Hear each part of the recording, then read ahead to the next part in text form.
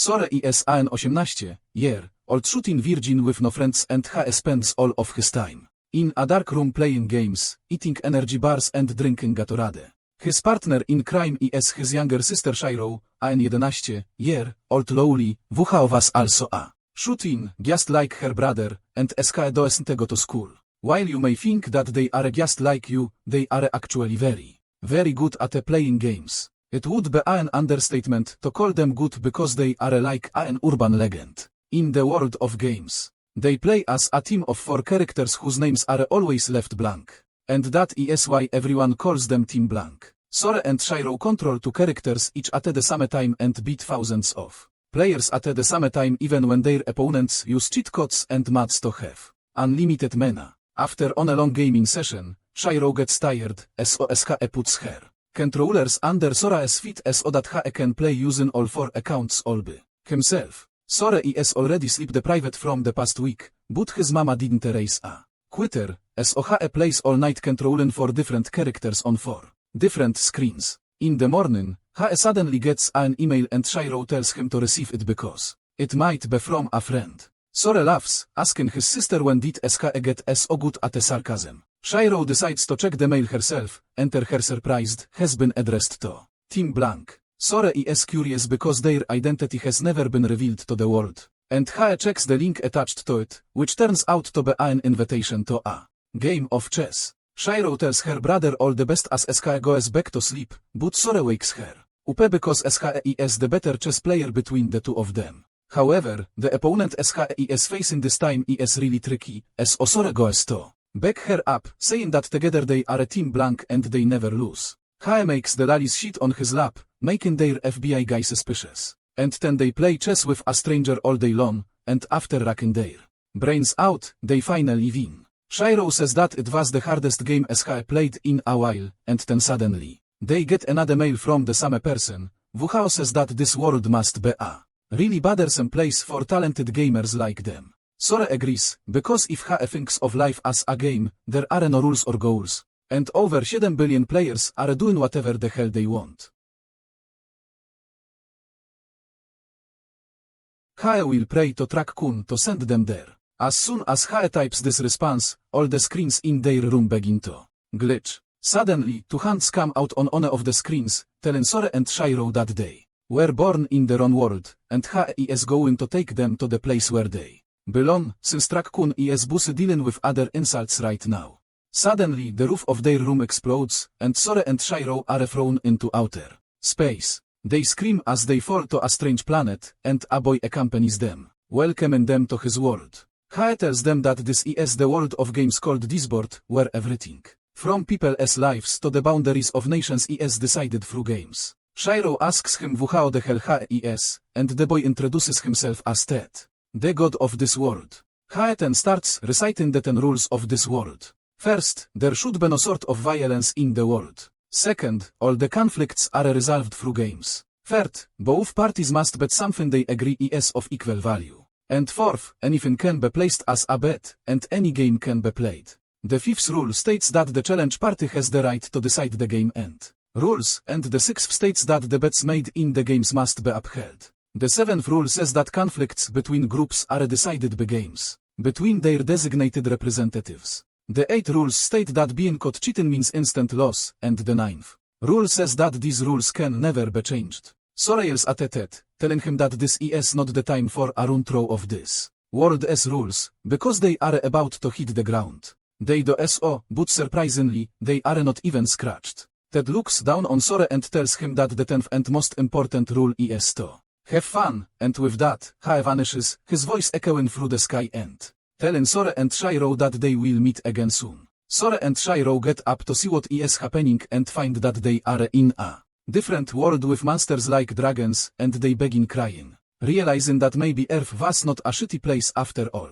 They begin to head to the nearest human settlement and run into some thieves on the way. But even the thieves can't harm them without winning against them in a game, which again is an impossible task. After defeating them and taking everything they own, Sore learns the lore of this world. Long ago there was a bloody and brutal war between the gods of this world to obtain the title of the true god. The war came to an end quickly after too much bloodshed, and no one won. The only god who did not participate in that war was Tet, the god of games. And He became the winner by default. After He became the true god, Tet cursed all other gods whose violence had ravaged this world, and then created the full list of 10 rules and declared them to the 16 races living in the world, telling them to use everything they have to rise up in the world. With that information, Sora and Shiro head to the nearby city, still trying to process a world where your worth is decided by how good of a gamer you are. Soon they reach the capital city of Elkia,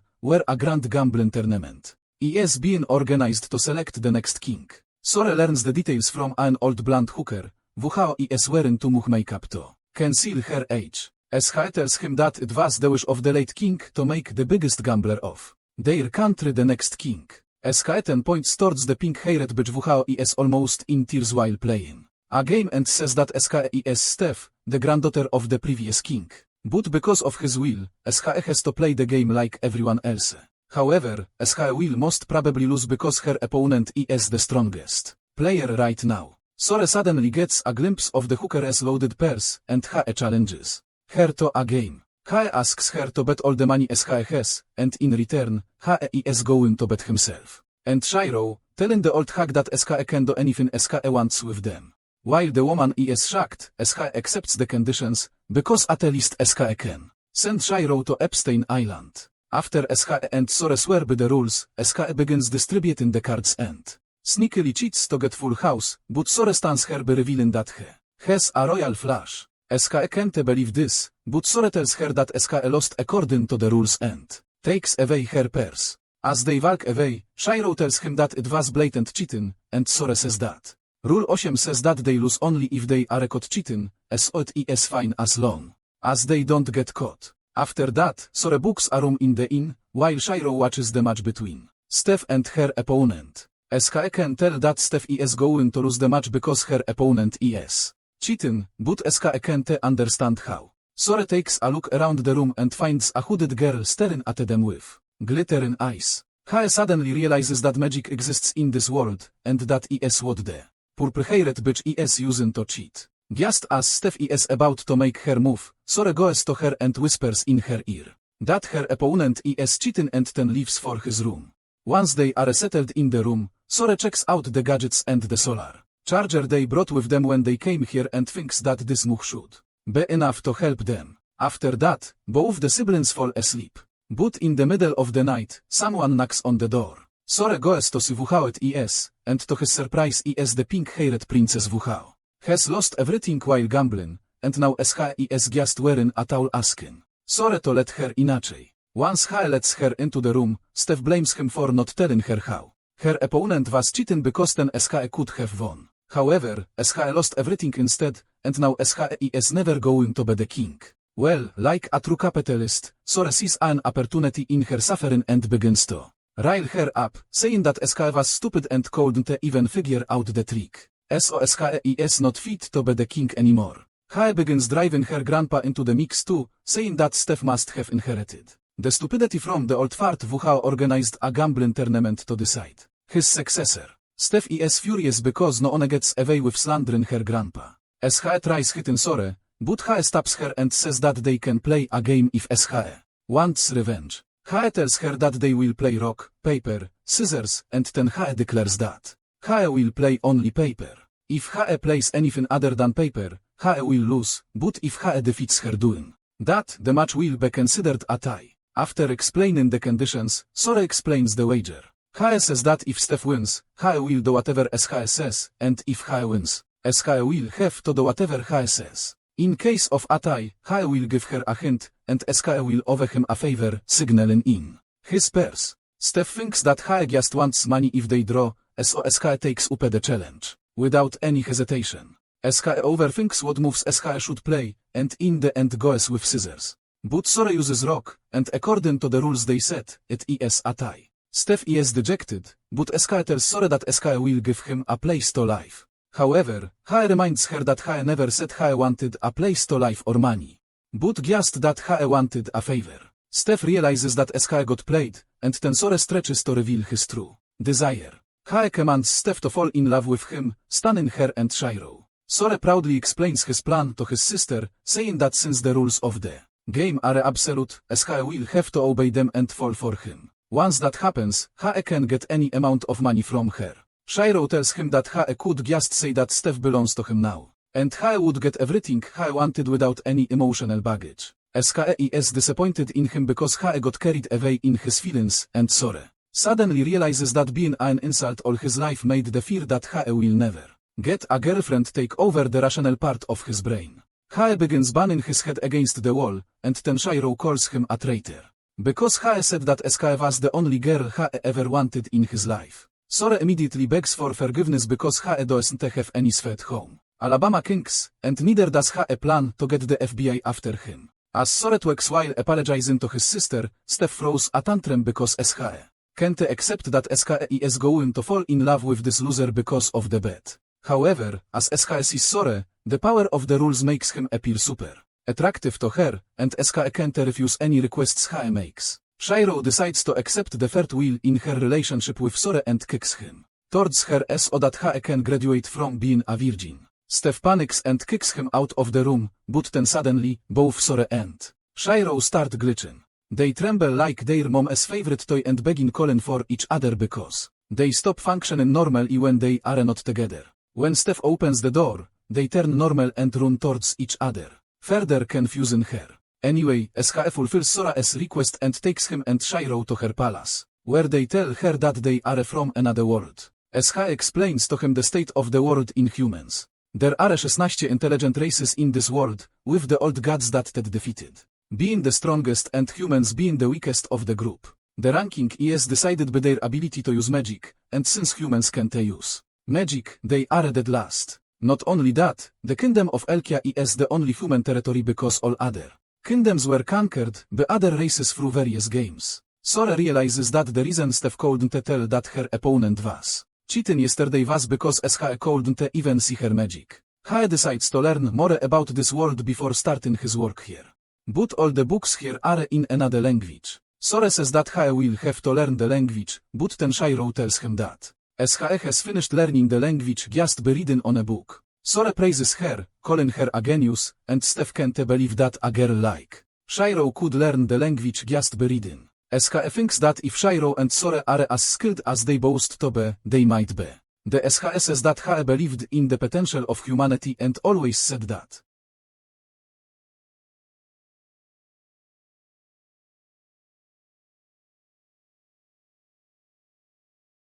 they can win without having magic. This is why SHE wants to become the queen and prove him right. However, there doesn't seem to be any time for that because the purple-haired bitch has defeated all the contestants in the gambling tournament, and SHE is about to be crowned the winner.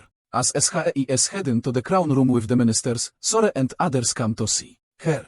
The girl named Kurami taunts Steph because SHE is wearing rags now and tells her that SHE can have her clothes back if SHE needs them. SHE then drops the dress on the ground and taunts her, calling her grandpa a foolish king, and asks her not to make the same mistakes as him. However, Sore comes to back Steph up and gives the dress back to Kurumi, telling her that SHE won it in a game so SHE has to keep it till HE gets it back. Kurumi doesn't pay him any mind and goes to the crown room, but Sore tells Steph and Shiro to follow him because they are going to take the crown from the vain girl, and then prove that Steph's grandpa was not a fool.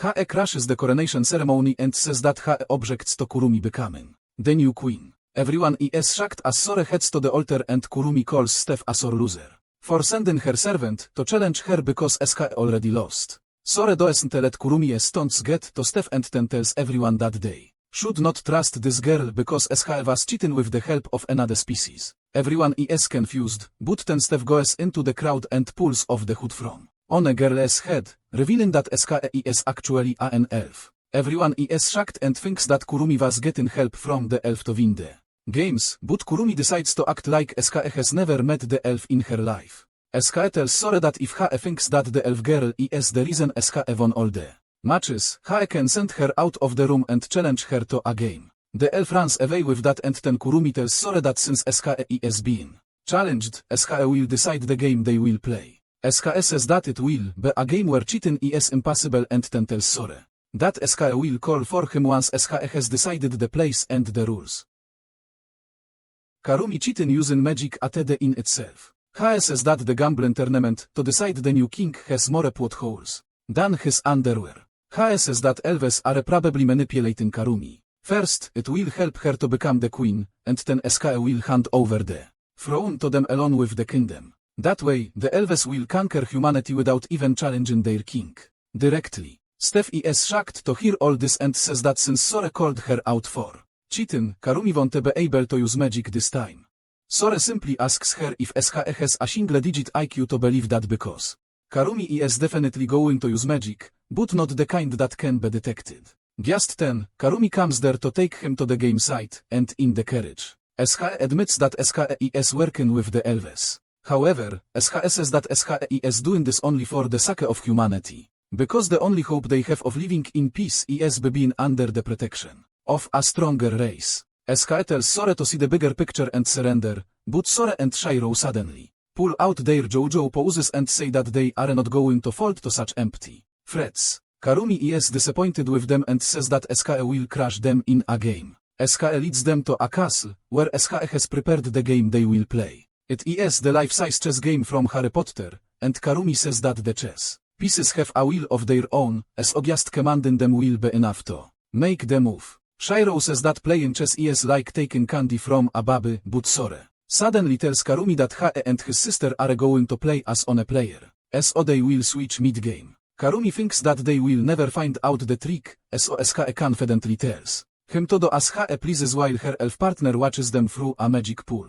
The game begins with Shiro controlling the white pieces, but Karumi's pieces begin moving by defying the rules of chess. Sore realizes that this game of magic chess relies on the leader's charisma and the ability to command the troops, and that is what makes Karumi's pieces able to do the unthinkable. While Karumi is pulling out moves out of her ass, like sending the knight straight ahead in a line by jumping over a pawn, Shiro sticks to proper moves and gives her the first check. However, the problem arises when her pieces refuse to listen to her and get mauled by Karumi's pieces. Sore realizes that since the pieces are sentient, they won't obey orders that will lead to them dying. Because of that, Shiro can't make any sacrifice play, and SKE keeps getting pushed back. SKE gets nervous because of that, and the pieces stop listening to simple commands as well.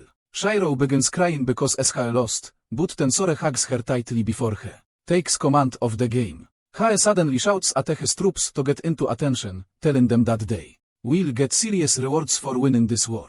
Hae promises all the survivors their personal harem and a full pension without taxes for the rest of their life. The pieces suddenly get fired up, and all of them jump into the battlefield together.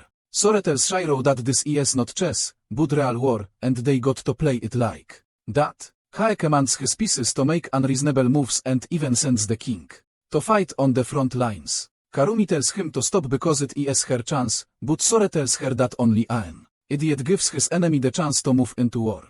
The desperate Karumi tells her pawns to form a wall around the king, and then SKE decides to stop holding back her punches. SKE tells her king to step into the battle zone as well, and just as Hae does that, the morale of the black pawns rises up.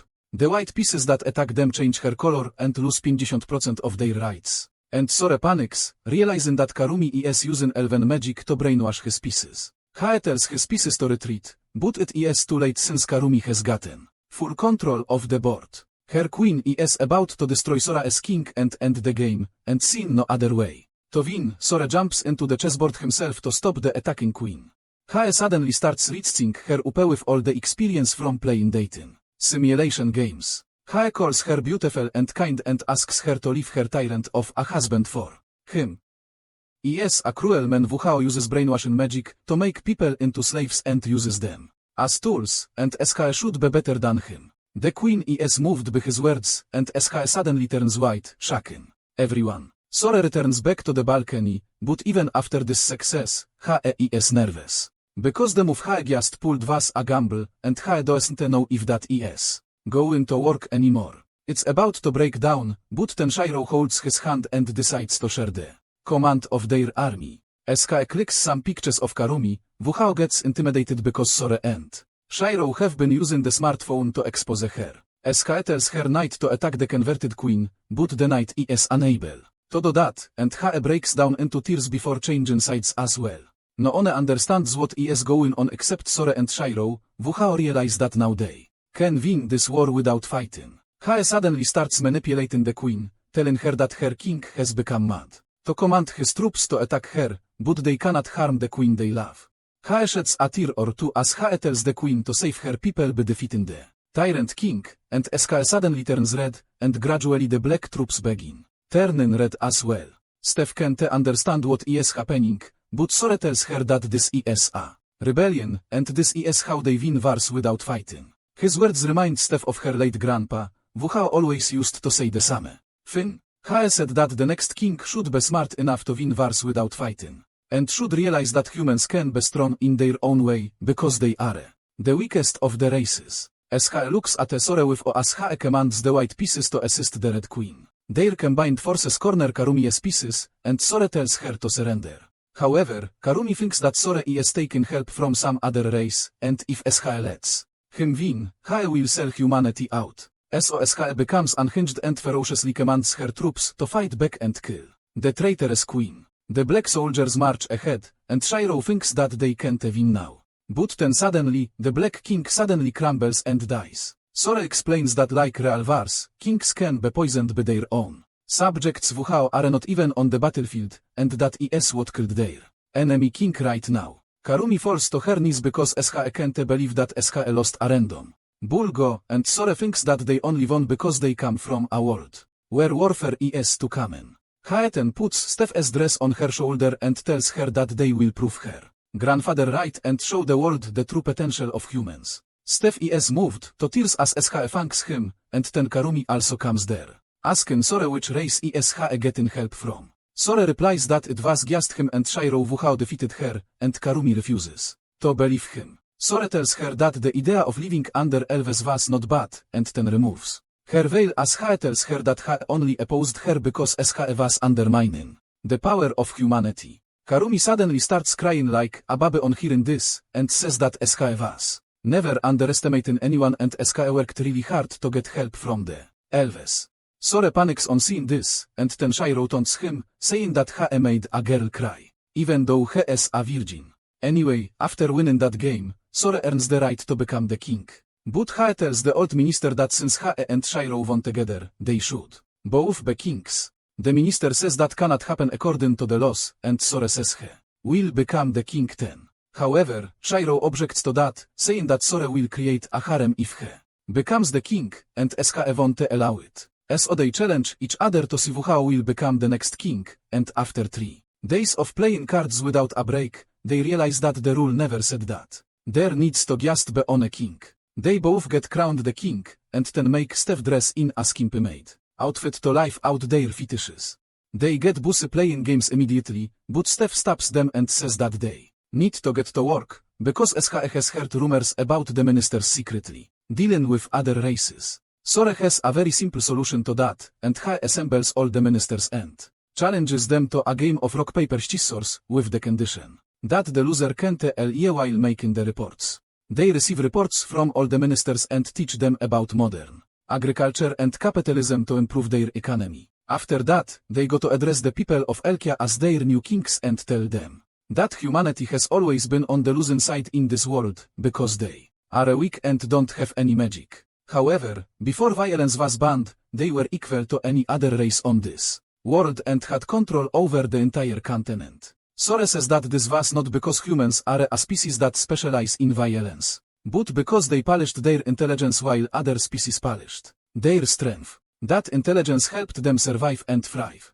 But after war was banned by it, the stronger species also began working on their wisdom, and since humans no longer monopolized that, they were defeated again and again. The people hung their heads down at hearing this, but then Sore says that there is no need for that. He proudly declares that humans are the weakest of species, and since they are born with nothing, they have the potential to become anything. Sore and Shiro swear to be the kings of humanity, and suddenly the race Piece, which signifies the representative authority of a race, appears before them. Sore swears that they will fight like the weak and defeat even the strongest of races. The public begins cheering for them, and as Sore grabs the race Piece, he declares war on all the other races in the world, saying that he will take back all the territory they have lost. Steph panics on hearing this, and SK goes to complain to Sore that he declared war on the entire world, but he tells her to use her head a bit more. He explains that since they defeated Kurumi, WHO was backed by the Elves. The other races will think that they have the support of even more powerful allies, and until they figure out WHO it is, no one will dare to attack them. After that, Sore and Shiro go to the royal chamber and read about other races, especially angelic beings called Flubal that are basically librarians WHO life. Very, very long. Sore thinks that things would be a lot easier if they got on their side when suddenly, everything around them freezes in time and Ted makes his appearance. He teleports them outside and asks what they think of his world. Sore says that the odds are stacked overwhelmingly against them, and that is the best thing a hardcore gamer can ask for. Ted is glad to hear that, and then Sore asks him if winning the race pieces of all 16 races can get them a ticket to challenge Ted himself for the title of the True God. He affirms, and then Sore asks him if he brought them into this world because he lost to them for the first time in his life and couldn't live with that. Ted smirks and affirms, saying that he won't let them quit while they are ahead, and get the scores even with them when they play the next time. He flies off at that, and the world suddenly returns to normal.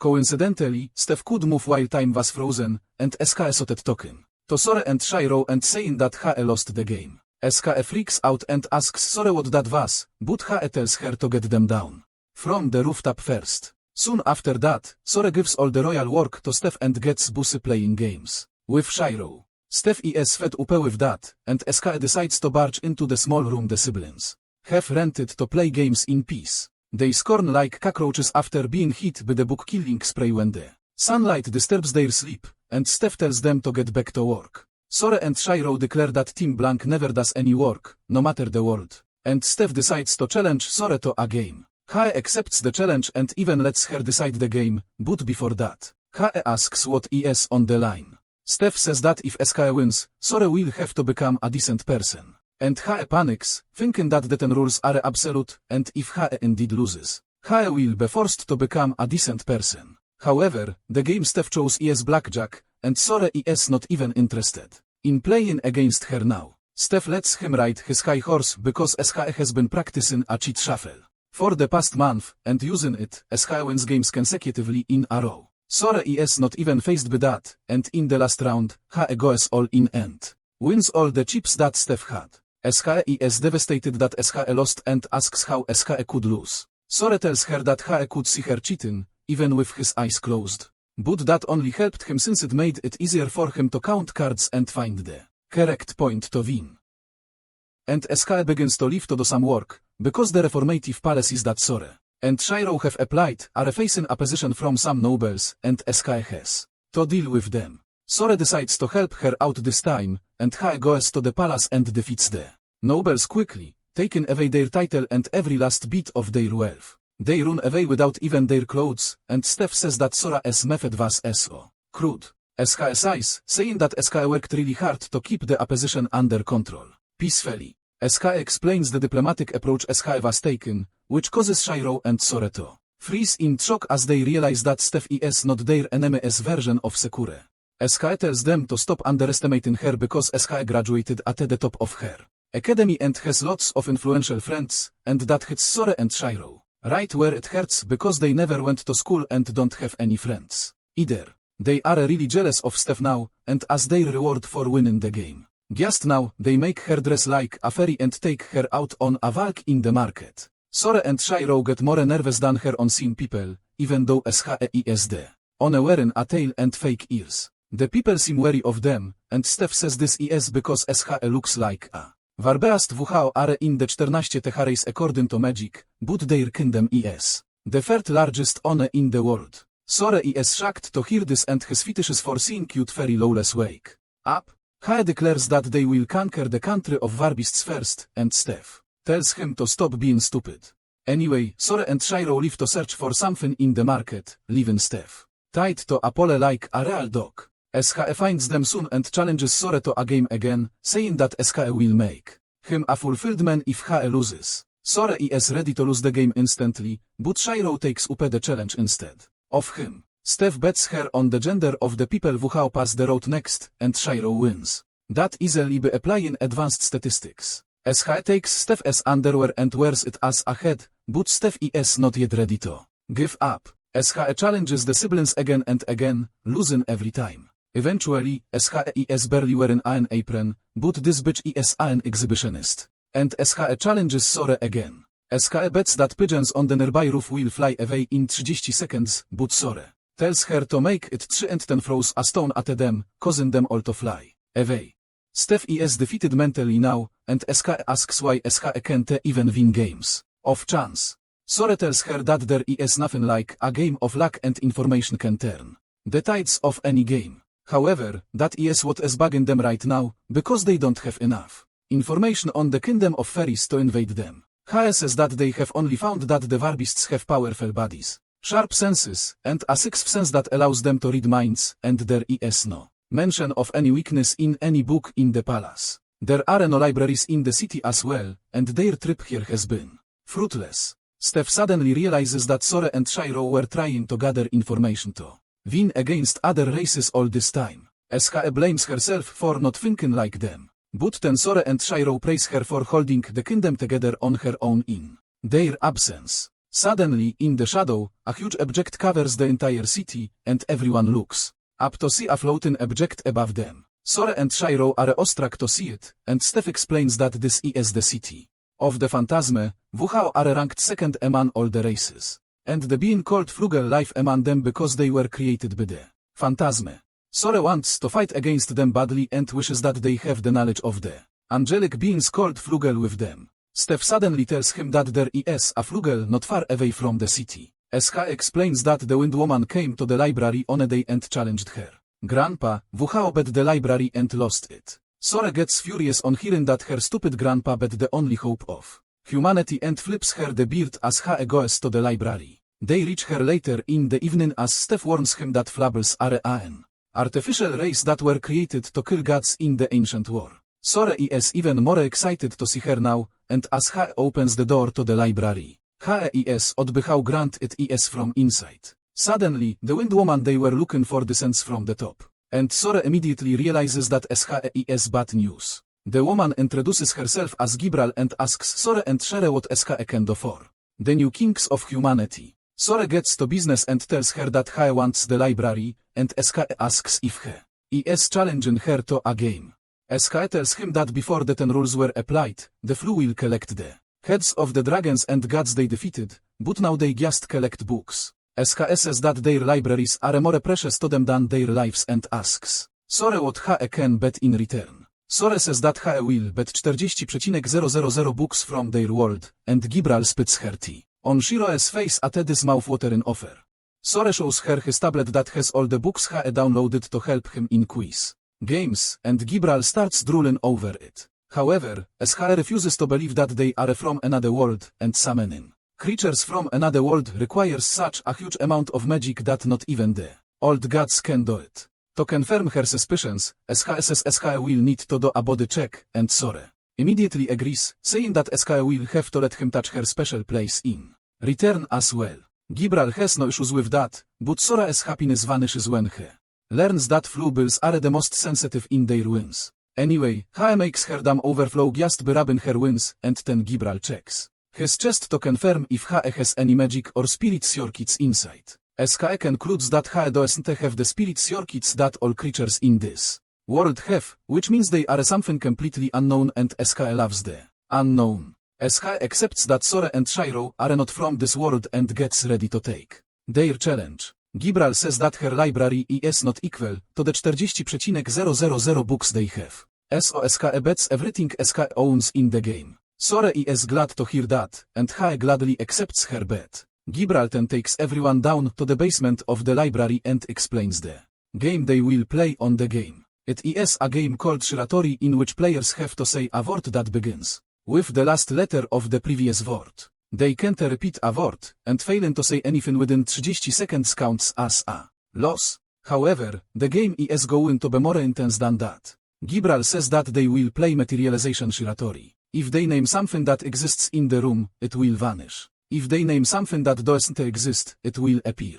As pulls are not allowed, and once the game is over, everything will return to normal, as they have nothing to worry about. Sore and Shiro accept the challenge, and Gibral tells them to prepare to die. SHE gives them the chance to go first, and Sore immediately summons a hydrogen bomb on them. Luckily, Gibral uses the highest level sealing spell to stop it from destroying everyone. SHE tells Sore that SHE won't let him end the game so quickly, and they keep going back and forth, bringing things into existence and taking them away one by one, including the girls' clothes. They play the game all night long, and Sore sneakily removes the planet's mantle and crust while Gibral is playing normal moves.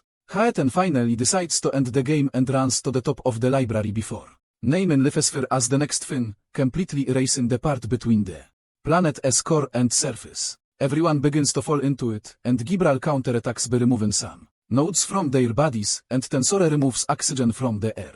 Gibral can't breathe, so SHE thinks the air is gone, and SHE says air as her next word since SHE doesn't know what oxygen exactly is. However, this makes the air vanish, and SHE still can't breathe. On the other hand, Sore and Shiro circulate air within their bodies through their mouths, and for their final word, they say atmosphere, moving everything around them. Gibral still tries to fight back, but SHE can't utter anything because of the vacuum. However, SHE uses her magic to write a word and completes her round. Well, Sore had guessed the thing for her because SHE had written Columbe's force on a piece of paper. Columbe's force is the only thing that stops atoms from clashing together. And when it vanishes, everything will contract to one point and explode with such power that the entire solar system will vanish.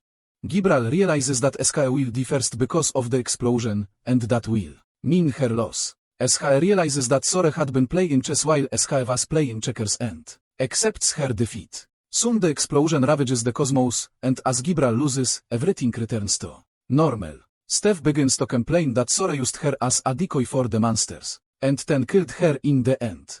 But SHE pats her head, saying that they would not have won without her help. Just then, Gibral appears in front of them and tells Sore that everything SHE owns belongs to him now. SHE tells her that SHE can keep the library because they just want to read the books once, and on top of that, SHE says that SHE can read the books on their tablet as well. SHE reveals that it was that WHO called them into this world, and they plan to defeat him in a game, so they are not going to hesitate to make risky moves. Gibral suddenly sees greatness in Sore and kneels before him, swearing to serve him with everything SHE has got so that SHE can defeat everyone in this world. Sore then takes Gibral to the palace, and asks her to tell him everything about the kingdom of fairy girls. Gibral tells him that Varbists were divided into different clans for years, and they constantly fought until a shrine priestess called Mikko ended the war in just half a century and united all the Varbeast clans, turning them into one of the strongest countries around. Sore doesn't care about that part, and asks Gibral to tell him how to win against them, so that SHE can conquer all the fairies, but SHE tells him that SHE can't help him with that. SHE once challenged the Varbeast Federation, but SHE lost. Not only that, even the elves with advanced magic have lost to the Varbists 4 times. To make things even worse, the Varbists put the condition to erase the memories of the people WHO lose, so that the details about their games never get leaked out. Sore suddenly begins wondering if things are so bad. Why do the different races challenge the Varbists to lose to them and give them more territory? Gibral says that in the past 10 years, only one country has challenged the Varbists, and Steph tries scooting away from the room on hearing this. Sore asks her which country was stupid enough to do this, and Gibral says SHE will show it to him personally. SHE tells everyone to hold her tightly, and then uses magic to teleport them far away from the capital. They see a huge tower in the middle of nowhere, and Steph sheepishly says that this was once their palace, but then the Varbists won it and made the tower as their embassy. Sore and Shiro realize that it was Steph's stupid grandpa WHO challenged Varbists, and lost half of humanity's territory. As they come back to the library, Sore is in despair and says that Steph's grandpa was really a fool to challenge the Varbists, thinking SHE would get lucky on they and win against them. Steph suddenly starts crying as SHE asks Sore not to insult her grandpa and then runs away. As SHE is looking at the ribbon that SHE always wears, SHE finds a key in it that her grandpa once told her about. SHE called it the key to hope and asked her to give it to someone WHO SHE could trust with humanity's future. SHE says SHE won't give it to Sore because SHE doesn't respect her grandpa. When suddenly, Gibral pops up from the wall behind her, freaking her out. SKE tells Steph that SKE should return to the library at once to sort the issue between her and Sore, and SKE reluctantly goes there. While SKE hides behind the wall, SKE hears Sore saying that no sane man would challenge an enemy HE can't beat 8 times in a row. HE begins marking the places Steph's grandpa bet and says that only the last case HE bet was worth anything. HE says that it doesn't make sense because Steph's grandpa must have had some kind of plan, but HE can't guess what it is. HE suddenly realizes that the old king stopped challenging the war beasts after 8 times because HE got what HE wanted, and HE thinks that it can help them win against them. Gibral asks him why HE is so determined to see humanity in such a high esteem, and Sore says that HE isn't.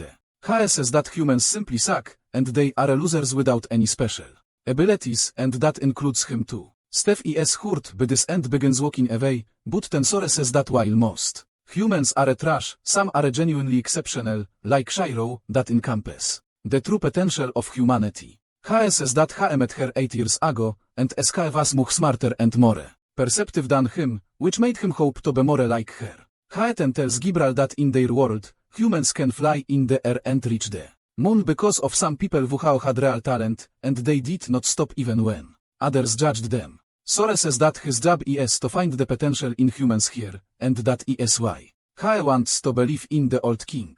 Steph starts crying on hearing this, and SKE goes to Sore to give him the key.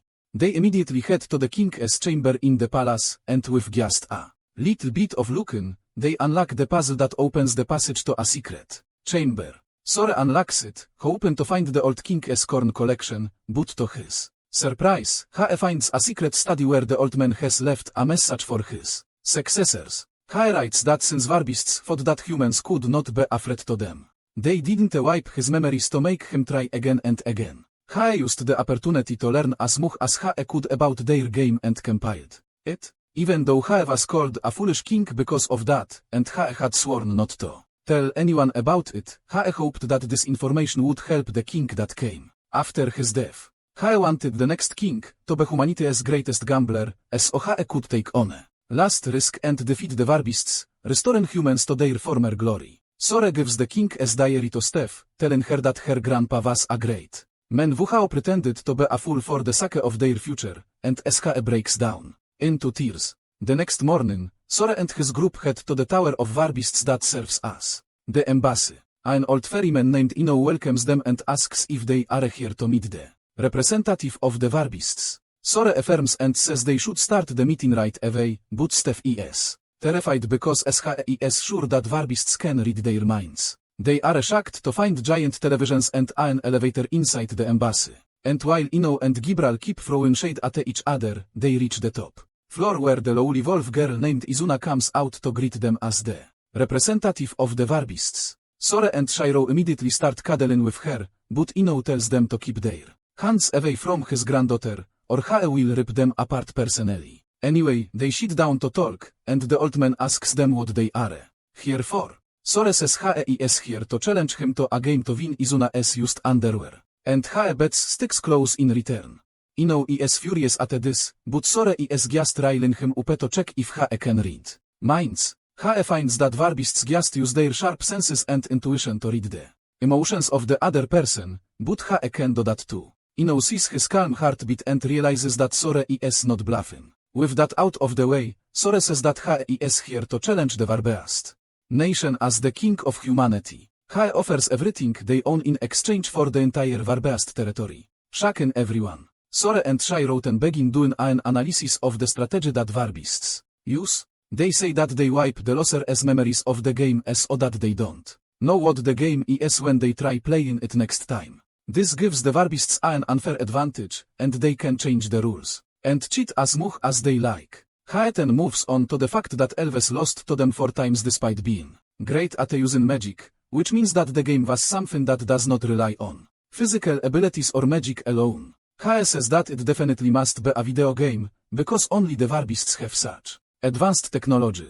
To further prove his point, HE remarks that Gibral couldn't remember the TVS outside even though SKE has challenged the warbists, and it means that TVS are connected to the game memories that were wiped from her. Sore then tells the old man that their greatest mistake was underestimating Stekes grandpa and not wiping his memories because he found the loophole in their bed and made sure that someone found out about his discoveries after his death.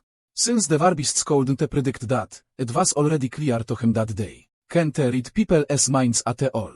Sore says that if they give this information to the elves, they will challenge the Warbists as many times as it takes to win. He says that if he wants to avoid that, he should accept playing a game with humans instead. He once again challenges Ino, betting the race piece if he loses. The old fairy asks him to understand that losing a race piece means losing the rights as a species, and once that happens, humans will be treated as animals, on whom the 10 rules don't apply. Sore and Shiro tell him that they are from another world, and there is no one in their world who is better at video games than them. They tell the fairies to make their preparations and contact their big boss to get permission because they are going to lose everything this time. Ino is intimidated by their confidence, and Tensore says that he wants all of humanity to watch this game live since their fate is at stake, as they should arrange that too. Izuna grows furious and asks Sore and Shiro if they are challenging her, as he tells them that they can't defeat her. But Shiro says that Team Blank never loses to anyone. Once they reach their palace, Steph yells at Sore, asking what the hell he was thinking. He asks how he is going to take responsibility if they lose, and he tells her that they will be screwed, as other will be nothing he can do. While Steph calls in reckless for betting the lives of 3 million people on a game, Gibral begins praising Sore for having the courage to take bold steps to conquer the world. However, Sore and Shiro just want to have fun playing games, as they go understand why everyone is so emotional. Soon, the people turn against him and begin protesting outside the palace. But Sore doesn't pay them any mind because they are just losers who can't do anything but complain. It has been over a week since he challenged the war beasts, but there has been no response, as Sore decides to find the last piece that will help him secure victory. Suddenly, he feels that the one he was waiting for has come. The world starts glitching and Sore turns to Shiro, telling her to have faith in Team Blank. He says that they will always win every game they ever play and he is going to get the last weapon for their game against the war beasts. He begins walking away and as Shiro tries to reach him, he suddenly vanishes. The next morning, as Shiro wakes up, as he finds that Sore is no longer with her. As he begins trembling because of anxiety, and when Steph comes to check on her, as he asks her about Sore. However, Steph asks how the hell Sore is and Shiro suddenly feels the ground under her feet slip. Shiro suddenly recalls her past. As he was a natural genius who was sent to a special facility even before he turned on a year old. As he was tested against many people by playing games that required intelligence. But it was boring for her because no one could match her. Then on a day when he was 3 years old, Sore came to play with her. He did just what the adults would want him to do and faked smiles at them. Shiro could tell that he was empty inside, but their meeting changed their lives forever and they became sworn siblings. However, now even her memories of Sore are starting to fade away. Shiro freaks out and the world loses color for her. As he runs to their shabby room and finds that Sore is not there too. Yrbril comes to see her and Eska calls her master instead of Sore, whom Eska claims to not know. Yrbril tells Shiro that Eska was the one who defeated her, commanded Steph to fall in love with her and even found out the secret of the Warbists game. Shiro falls into depression because of that and Yrbril thinks that Eska played a game with some other race without telling them and got her memories manipulated. Eska challenges Shiro to a game, asking her to better fake memories and then lose on purpose. Shiro starts playing chess with her, wondering if her memories with Sore are really fake. Eska is about to lose the game on purpose, but then suddenly, Eska sees Sore in her memories, telling her that Team Blank never loses. Eska wins the game with the next move and suddenly color returns to the world. Shiro tells Yrbril and states that Sore is real and Yrbril tries to make her believe otherwise. However, Steph suddenly supports Shiro because even though Eska has no memories of Sore, Eska has some feelings for him. Eska begins to reason with Yrbril about what could have happened when Shiro checks the date. Eska finds that it is the 21 Stary Testament and the last time they saw Sore was on the 19 Techa. Everyone's memories from the night of the 19 Techa have been wiped clean and Shiro says that this must be because Sore is playing a game and this is one of the rules he has to follow. Eska doesn't remember anything clearly except his last words in which he told her that they are one and they will always win. SKE suddenly hears Sora's voice in her head, asking her to hold him somewhere he can still feel alive. Shiro panics and begins thinking hard about Sora's final words, believing that they were a clue. SKE dives into her memories and figures out that Sora went to play a game with Kurumi's elf friend so that SKE can help them in the game against war beasts. The game he is playing with her is to steal each other's existence and that is why no one remembers him anymore. Shiro falls unconscious and in her dreams SKE sees Sora challenging Kurumi and her elf girlfriend to a game of a fellow where each piece represents something about their existence. Once all the pieces are taken, the loser will cease to exist but things will return to normal once the game ends. Sora told Kurumi that he wants her girlfriend to support them in the game if he wins and he bets Shiro to go with her in case he lost. Kurumi accepted that challenge because SKE could not trust humanity as race piece in Sora's hands, and that was how the game started. As Shiro wakes up, SKE immediately tells Gibral and Steph about the game to steal each other's existence. SKE asks her to detect if there is any magic in the room and SKE finds traces of magic but can't pinpoint their location. Luckily Steph trips over some of the fellow pieces and Shiro understands everything SKE needs to know. SKE figures out that even though all of Sora's memories have been erased from others, SKE still remembers him because they are playing as a team. SKE realizes that Sora let Kurumi take his memories to prove that he is not working with any other race, and now it is up to Shiro to win the game from the disadvantage and bring him back. SKE can't even see the board but SKE knows where the pieces are and what the last 3 remaining pieces contain. They contain the way to win the game. Sora has absolute trust in her and her entire existence.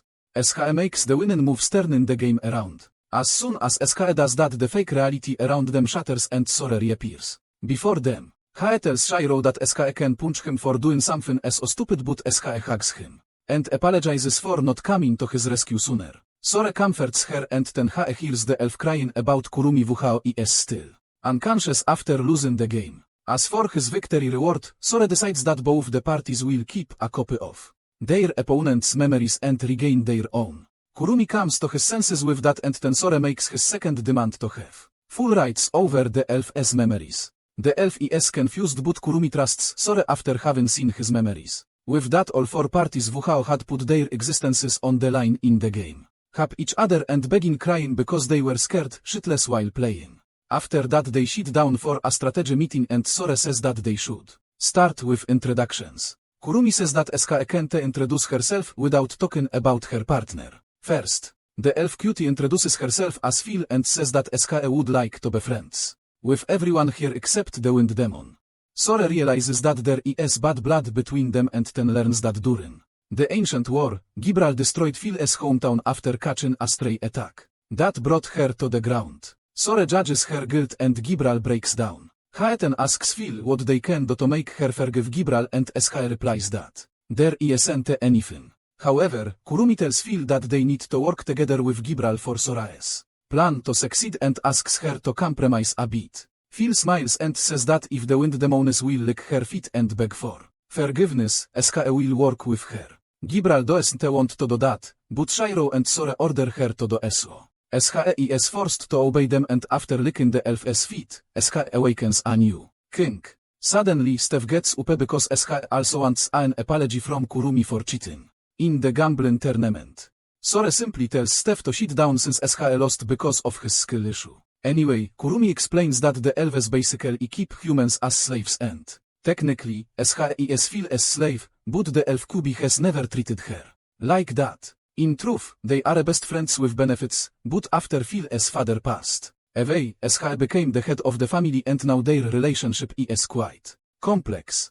Steph panics as SKE realizes that despite being a high-ranking elf noble, Phil is trying to help her slave, which can be counted as treason. While Phil says that her family and country can eat shit for all SKE cares, because SKE only wants Kurumi to stay happy. SKE says that Kurumi always starts crying when SKE is even a little bit upset, and before Phil can reveal any more secrets about her, Kurumi brings up the topic of fighting against the Warbists. They come up with a strategy and the next day, they depart to the Warbi's embassy, deliberately taking the route where the people are protesting against Sora's decision. No one can say anything when they see a Flugel on top of his carriage and Sora tells them to hurry and take him to the embassy so that he can meet with Izuna. They go to the embassy and while they await the audience to fill the stadium to watch their game, Sora reminds Steph of the game they played in the city the other day and how he has not got his reward for that. He asks Gibral to cover them in a soundproof barrier as he tells the already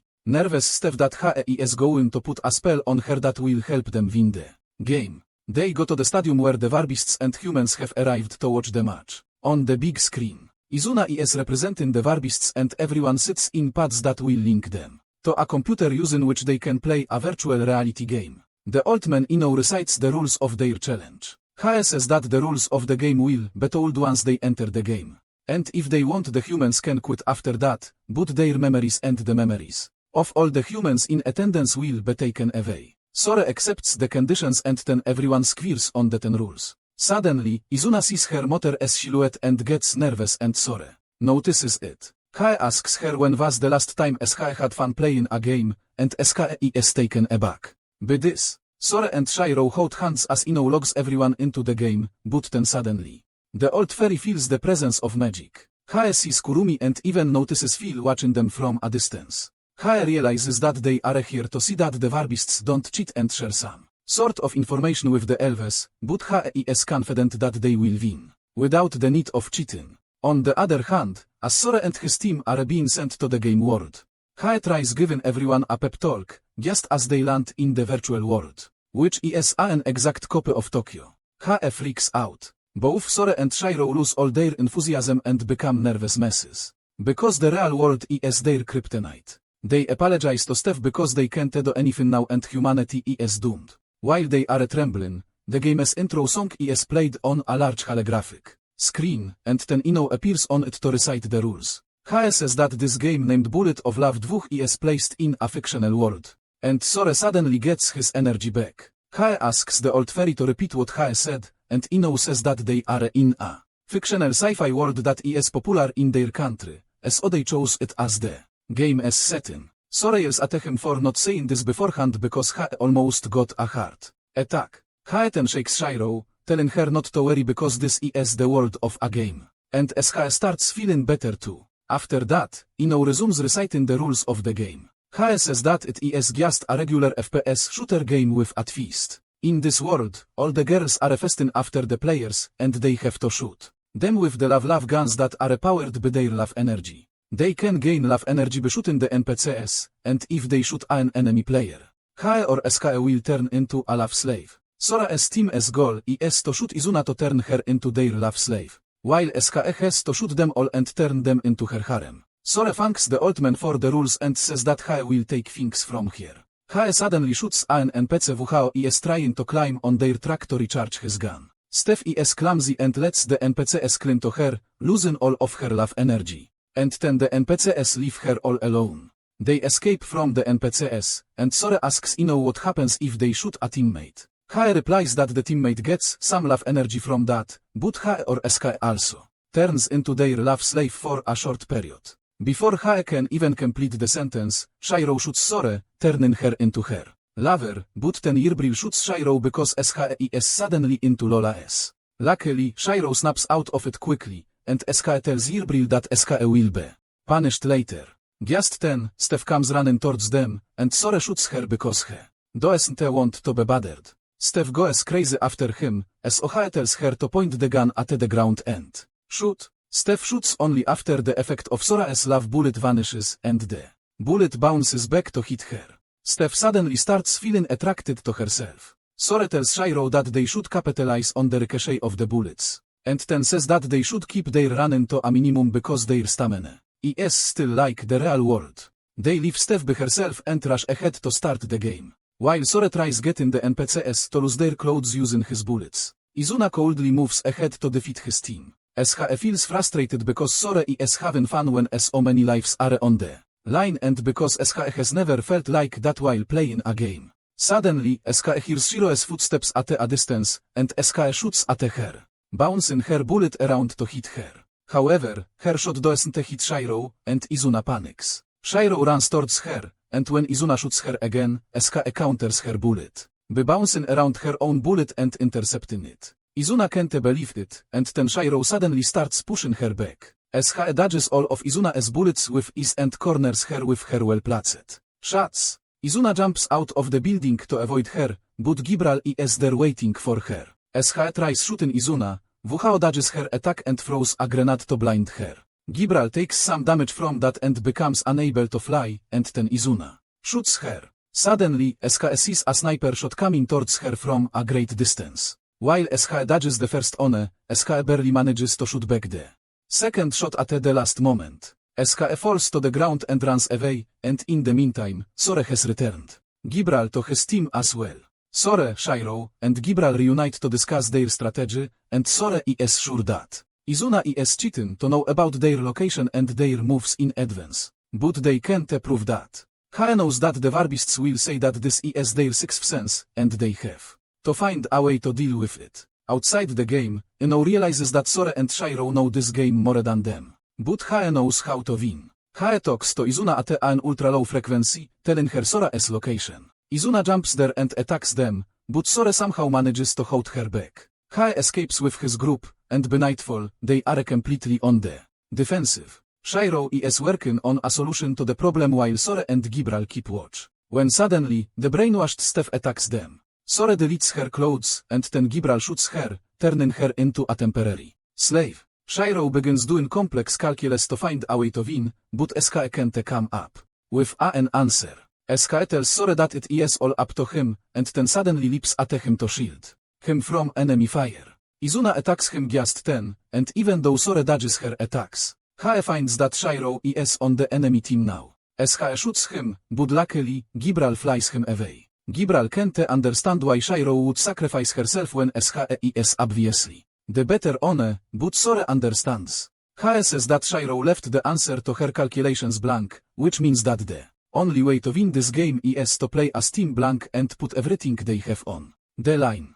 He tells Gibral to fight Izuna to buy him some time, and She immediately flies off to challenge the very lowly. On the other side, Sore goes to challenge Shiro, but She corners him with no effort. Sore is exhausted because of running, but as he reaches the rooftop, he comes up with an idea. He runs straight towards Shiro as She shoots him, and doesn't even try to dodge a single shot. This shocks Shiro, as She was sure that he would dodge, so She spread out the bullets, but because of that, Sore was not hit. He hugs her and jumps from the rooftop, shooting her to return her to normal. However, Izuna is waiting for this chance too. She leaps after them to take them down at once, but Sore blinds her with a grenade. And then Shiro starts shooting at her. This shocks Izuma and Ino, because Shiro should not be able to move when She was just shot. But it turns out that Sore shot her underwear and not her. The truth is that She was never under Izuna's control, and She had countered her bullet by throwing a button at it. She acted to be her slave all this time, waiting for the right moment. Shiro and Izuna shoot each other, and their bullets bounce back, barely hitting Izuna. She suddenly gets fired up because of the thrill and unleashes the hidden power of the Warbists to give her physical abilities a massive boost. She concentrates her energy to use as a foothold to jump while free-falling.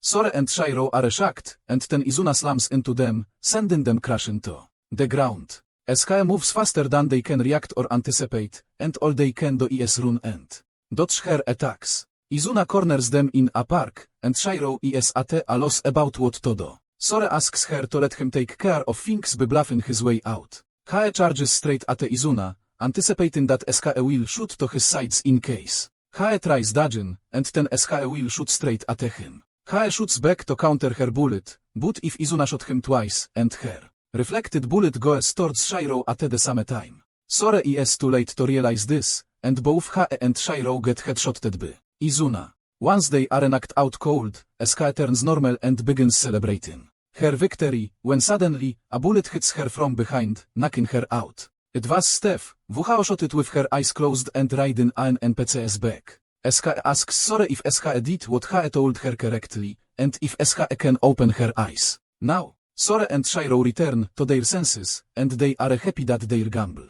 worked out. Ino can't understand how they did it, and Sore explains it to him. He says that earlier, when Shiro and Izuna's bullets bounced back mid-air, they timed it so that Shiro's bullet would hit Steph, who was being carried by an NPC. Before that, Shiro had already calculated the algorithm that controlled the NPCs path, and they lured Izuna to this spot on purpose. Even before the game began, Sora had used his reward from the games a few weeks ago. To make Steph obey any orders Shiro had written on the ground subconsciously, without remembering it. That order, combined with the fact that NPCs don't make a sound while moving in. Steve's unconsciousness made it impossible for Izuna to notice her even with her sixth sense. Ino can't believe that someone can calculate this, and Sora asks if He is thinking that they have the ability to read the future.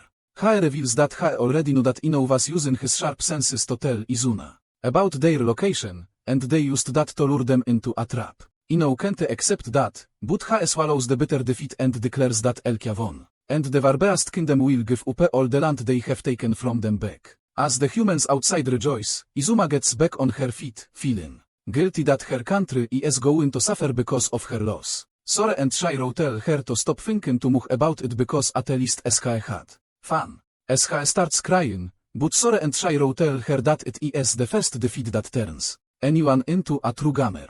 They stretch their hands towards her, and Izuna takes them, promising that SK won't lose the next time. However, the game is far from over for Sora, and He decides to go to the capital of the Warbeasts next to deal with their ruler, the Foxwoman Shrine Princess. SK welcomes Sora to her capital, even though SK is not happy that not only did He defeat Izuna, but He also harmed the Warbeasts in more ways than one. He let the elves see the game and made the Warbeasts vulnerable to their next challenge, and if that was not enough, He even involved the Phantasm and the Flubbles in the mix. Ino is shocked to hear this and asks how the hell they could even reach them, and Gibral says that SK may not look it, but SK is a big shot among the Flubbles, and has a lot of authority. The Fox Mommy is really furious at this, and SK almost attacks Sora, saying that SK will get revenge against humans. Sora accepts her challenge and tosses a coin towards her, saying that instead of playing any long-winded game, they should settle at this simple task. The mommy begins to laugh, saying that SK can't believe that after her life's work has been almost ruined, SK is going to decide her country's fate with a coin. Thus, Sora says that if He wins, He will take all of the Warbeasts' territory. And the mommy says that if SK wins, the Warbeasts will get the right to govern themselves in the territory that Elkia has already won. Sora is surprised that SK didn't ask for more, and the mommy says that SK is more worried about her people now, because once the elves and Flubbles come for them, they might lose anyway. Sora decides to toss the coin and asks the Fox Mommy to make the call. SK unleashes her full power and calculates the exact number of rotations the coin will do before hitting the ground and how it will bounce after that. SK finds that it will land on tails and picks that, but it lands in a gap between the tiles, standing straight instead. Sora tries acting like it was a coincidence, but Izuna laughs because SK saw him pull back the tile. Sora says that since they both won, Elkia, it's all the Warbeasts' territory. But they have the right to govern themselves, so they will form an alliance to work together. The Fox Mommy is impressed that He got what He always wanted, but SK thinks that they are going to lose anyway once the elves come. Sora says that it will not happen, because He used the reward from the existence rushing game to alter Phil's memories, and SK has given wrong info to the elves, so they won't win the game, and instead the human Warbeast alliance will take over their territory as well. With that, the Fox Mommy and Ino tell Sora that they were afraid that He would conquer their country and take their race piece, but Sora says He has no interest in that. He says that his goal is to defeat Ted, and it doesn't matter if he is a god or whatever, because Team Blank never loses.